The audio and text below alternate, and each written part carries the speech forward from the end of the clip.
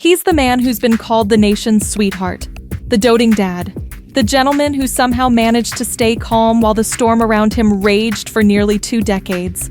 But is Peter Andre really the nice guy everyone thinks he is? Or is the truth a little more complicated?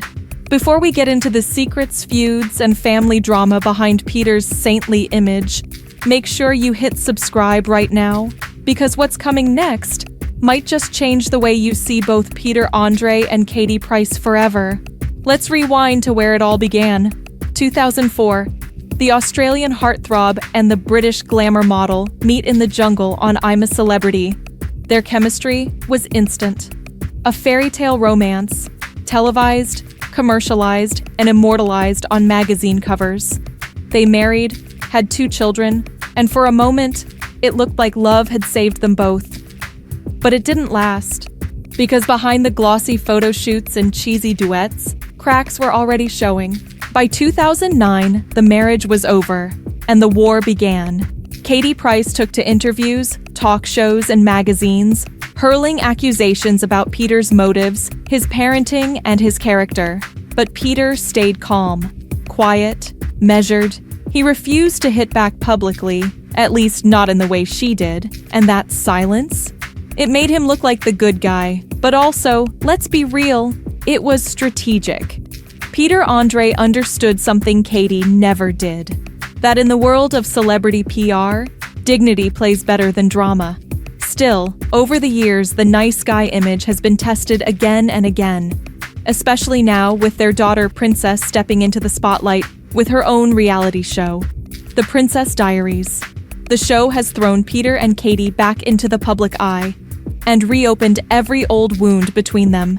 Katie Price has made it clear she's furious about being left out of the show. She claims she was very, very upset that producers, who also happened to be linked to Peter's team, didn't involve her at all. She even said she offered to appear for free and was still turned down. Now, whether you believe her or not, there's no denying it. The show has reignited the Andre versus Price feud like never before. And once again, Peter Andre has emerged looking like the calm, responsible parent, while Katie, well, she's still Katie.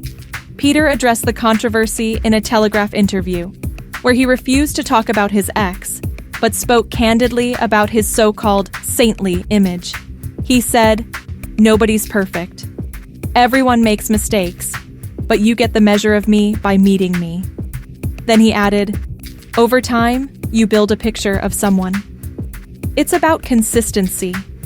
And that word, consistency, might just be why the public still sees him as one of the good guys.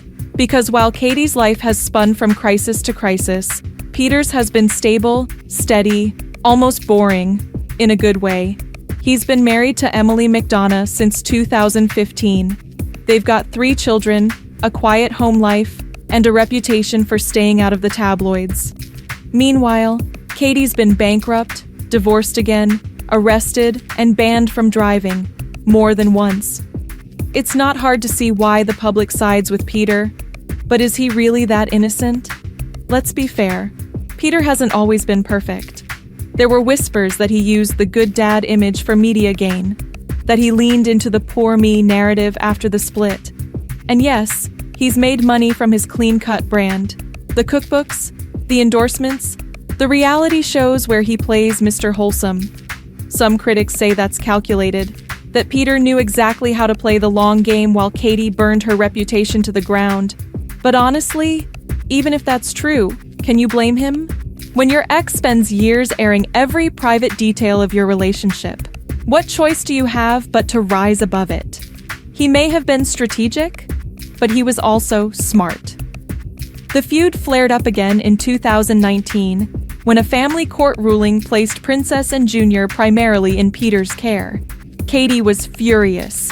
She accused him of lying and controlling her access. Peter stayed silent until this year. In August, he finally posted a rare statement online.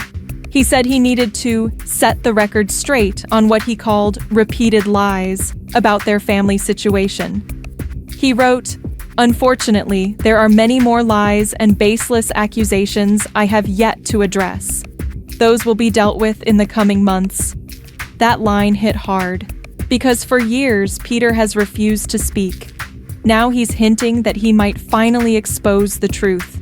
Katie hit back the very next day with a cryptic post about fake sinners who play the victim. It was classic Katie, vague, bitter, and defensive. But to the public, it only made Peter look stronger. Once again, the calm, protective father versus the chaotic, attention-hungry ex. And if there was ever proof that Peter's version of parenting works, it's their daughter, Princess. Now 18, she's polite, grounded, and visibly close to her dad. She said openly that she feels safer and more stable living with Peter and Emily. She even admitted she didn't like living in her mom's mucky mansion, calling it a scary house where a lot went on. That single comment said more than any tabloid headline ever could. It painted a picture of two very different worlds. One structured, loving, and stable. The other chaotic, unpredictable, and crumbling under the weight of its own drama. And let's be honest, that comparison breaks Katie's heart. Because once upon a time, she was the star. She was the powerhouse. And now, the public sees her as the problem. Meanwhile, Peter's just kept showing up. To school runs, to birthdays, to filming days for the Princess Diaries. He's built a new family, a new image, and a new life, far away from the chaos of his past. Still, no one's perfect. Peter has been accused of being overly protective, even controlling, when it comes to how his kids appear in the media. And sure, that might be true. But maybe that's not such a bad thing, especially after what those kids have seen.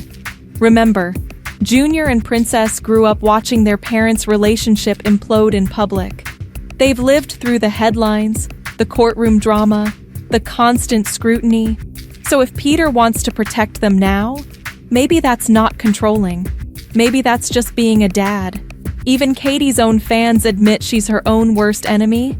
Every time she tries to move on, she sabotages herself, either with another scandal, another social media rant, or another doomed relationship. And Peter? He's just quietly raising his kids, performing, and letting his consistency speak for itself. When he says, "You get the measure of me by meeting me," maybe that's not arrogance, maybe it's confidence. Because unlike some celebrities, Peter doesn't have to shout to prove who he is. He just lives it. Of course, there will always be people who think he's too polished, too perfect. Like the man who's been playing the same nice guy role for too long. But maybe that's because we've gotten so used to chaos that normality feels suspicious. Katie once said she and Peter could never be friends again. And she's probably right. Too much has been said. Too many wounds reopened. But the irony is, the more she attacks him, the more she proves his point. Because every time Katie lashes out, Peter's silence speaks louder. So, is Peter Andre really a nice guy? Maybe not all the time. Maybe he's made mistakes, lost his temper, and said things in private he'd rather forget. But compared to the circus that's followed Katie Price for the last 15 years, Peter looks like the calm in the storm. And maybe that's why, even after all these years, the public still sees him as the good guy. Not because he's perfect, but because he's steady. In a world full of loud, messy drama, sometimes the quiet ones win.